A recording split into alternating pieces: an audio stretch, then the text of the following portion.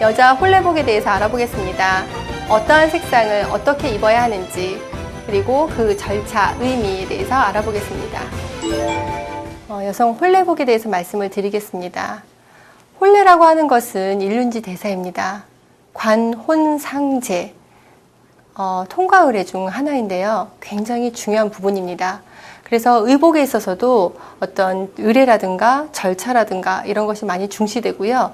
갖춰야 될 옷들이 있습니다. 예복은 궁중과 반가, 그러니까 상류층의 전유문이라고 볼 수가 있습니다. 자, 요거 지금 보시는 거는 사실 궁중의 예복 치마입니다. 궁중에서는 항상 예복으로서 치마를 이렇게 두 개를 겹쳐 입었는데요. 좀 잠시 전에 말씀드렸듯이 남치마를 가장 안쪽에, 그리고 홍치마를 그 위에 착용을 하게 됩니다. 두 개를 입으면서 두 개를 껴입은 그 형태를 그대로 보여주기 위해서는 앞부분을 살짝 이렇게 들어서 착용을 하게 됩니다. 자, 이 위에 노랑 저고리를 입습니다.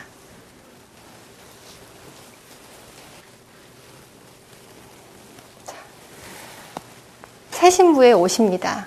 기본 옷이 되는 부분인데요. 자, 아까 반회장 저고리만 일상복에서 말씀을 드렸지만 보시면 고름과 견막이, 그러니까 곁이라고 하는 것이 겨드랑이를 말합니다. 곁을 막아주는 견막이, 그리고 끝동에 자주색의 회장을 댄 것을 삼회장이라고 얘기를 합니다. 물론 이때 깃도 같이 자주색을 사용을 하지만 깃 부분은 세 개의 어떤 그 3의 숫자에는 포함이 되지 않습니다. 이 중에서 한 가지만 빠져도 반회장이라고 얘기를 합니다. 이러한 삼회장 저고리는 예복 저고리로서 조선 전기까지만 하더라도 상류층의 전유물이었지만 조선 후기에 이르게 되면은 일반 서민들도 예복에는 이런 삼회장 저고리를 착용을 하였습니다. 그리고 갑오경장 이전에는 저고리도 3, 우리나라는 참 3이라고 하는 숫자를 좋아하는데요. 저고리를 3개 껴입는 삼작 저고리를 착용하였습니다. 가장 안쪽에는 분홍색 모시 적삼을, 그리고 노랑 저고리를, 그리고 가장 위에는 연두 저고리, 저고리조차도 3개를 껴입었습니다. 자, 이것을 기본 옷으로 하여서 원삼을 착용하게 됩니다. 양옆이 좌우가 동형입니다.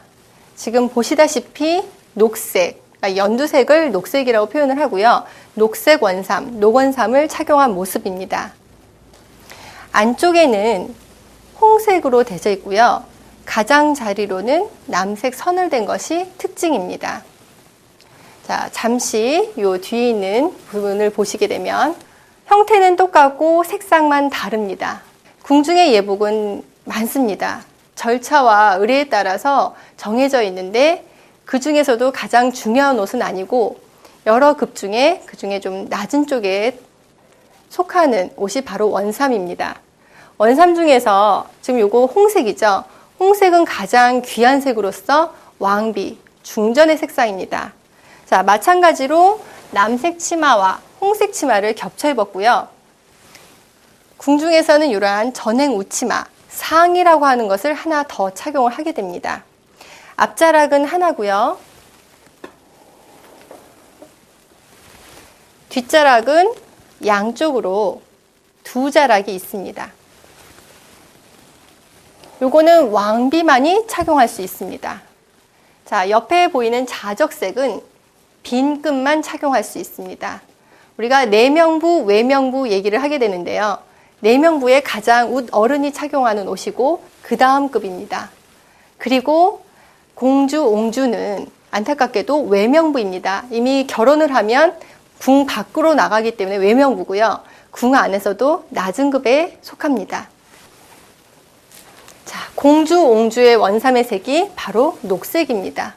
그 중에서 가장 낮은 급의 옷을 일반 서민들에게도 혼례 때 허용을 한 거죠. 다만 양반을 제외한 서민들은 이런 화려한 금박이라든가 이런 장식은 허용하지 않았습니다. 자, 이러한 원삼 위에 이것이 완성이 아니라 대대를 띄어야 합니다.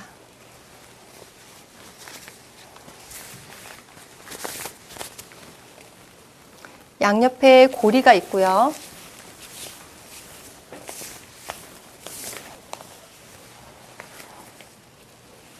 안쪽에 끈이 하나 있습니다. 남는 부분은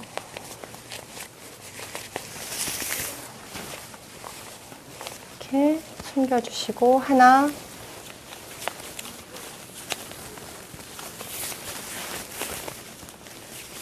둘 이렇게 늘려주시면 됩니다.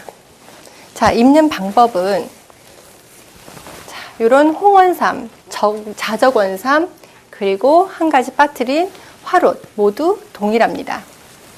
자, 여기 보시는 화롯은 원삼과 형태가 같고요.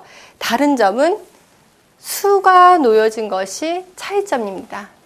이러한 수가 놓여진, 지금 보고 계시는 거는 복원공주, 그러니까 공주의 홀례복이었습니다. 화롯은 공주옹주, 그러니까 궁중의 홀례복으로서 착용이 되던 것인데 나중에는 서민들의 홀례복으로서도 착용이 되었는데 다만 서민들의 좀 옷은 소박했죠. 마찬가지로 입는 방법은 동일합니다. 자, 이것으로 완성이 되는 것이 아니라 이제 머리 장식도 해야 됩니다. 쪽머리와 그 다음에 이제 비녀, 평소 때와는 좀 다른 커다란 비녀를 해야 되겠죠. 홀례복에는 이런 원삼의 머리 장식으로서 지금 족두리를 착용을 하고 있습니다. 이게 머리 장식에 요 숫자에 따라서 요거 이제 5개가 있어서 오봉족두리라고 얘기를 하고요. 요거에 반해서 또 화관이라는 것이 있습니다. 또 화관하고 족두리를 많이 혼동을 하시게 되는데 지금 요거는 화관이라고 합니다.